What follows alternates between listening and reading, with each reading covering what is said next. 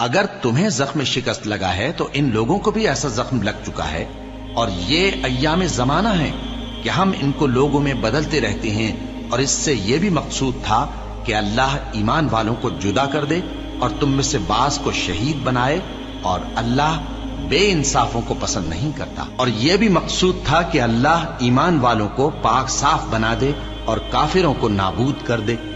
کیا تم یہ سمجھتے ہو کہ بے آزمائش بہشت میں جا داخل ہوگے؟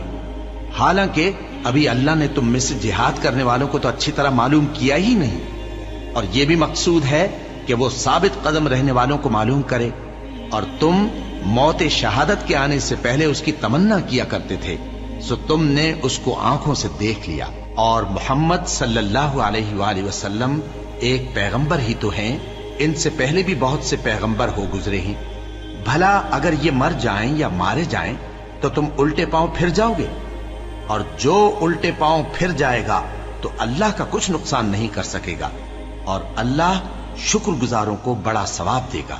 اور کسی شخص میں طاقت نہیں کہ اللہ کے حکم کے بغیر مر جائے، اس نے موت کا وقت مقرر کر کے لکھ رکھا ہے، اور جو شخص دنیا میں اپنے اعمال کا بدلہ چاہے اس کو ہم یہیں بدلہ دے دیں گے، اور جو آخرت میں طالب ثواب ہو اس کو وہاں اجر عطا کریں گے، اور ہم شکر گزاروں کو عنقریب بہت اچھا صلہ دیں گے۔ اور بہت سے نبی ہوئے ہیں جن کے ساتھ ہو کر اکثر اہل اللہ دشمنوں سے لڑے ہیں، تو جو مصیبتیں ان پر اللہ کی راہ میں واقع ہوئیں ان کے سبب انہوں نے نہ تو ہمت ہاری اور نہ بزدلی کی، نہ کافروں سے دبے۔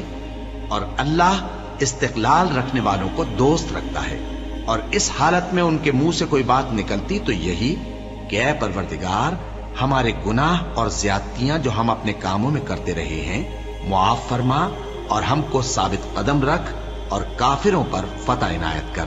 تو اللہ نے ان کو دنیا میں بھی بدلہ دیا اور آخرت میں بھی بہت اچھا بدلہ دے گا، اور اللہ نیکوکاروں کو دوست رکھتا ہے۔ مومنو، اگر تم کافروں کا کہا مان لوگے تو وہ تم کو الٹے پاؤں پھیر کر مرتد کر دیں گے، پھر تم بڑے خسارے میں پڑ جاؤ گے۔ یہ تمہارے مددگار نہیں ہے بلکہ اللہ تمہارا مددگار ہے، اور وہ سب سے بہتر مددگار ہے۔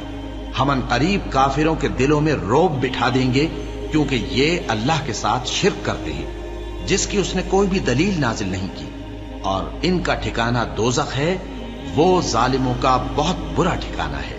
اور اللہ نے تم سے اپنا وعدہ سچا کر دیا، یعنی اس وقت جب کہ تم کافروں کو اس کے حکم سے قتل کر رہے تھے، یہاں تک کہ جو تم چاہتے تھے اللہ نے تم کو دکھا دیا۔ اس کے بعد تم نے ہمت ہار دی اور پیغمبر کے حکم کی تعمیل میں جھگڑا کرنے لگے، اور تم نے اس کی نافرمانی کی۔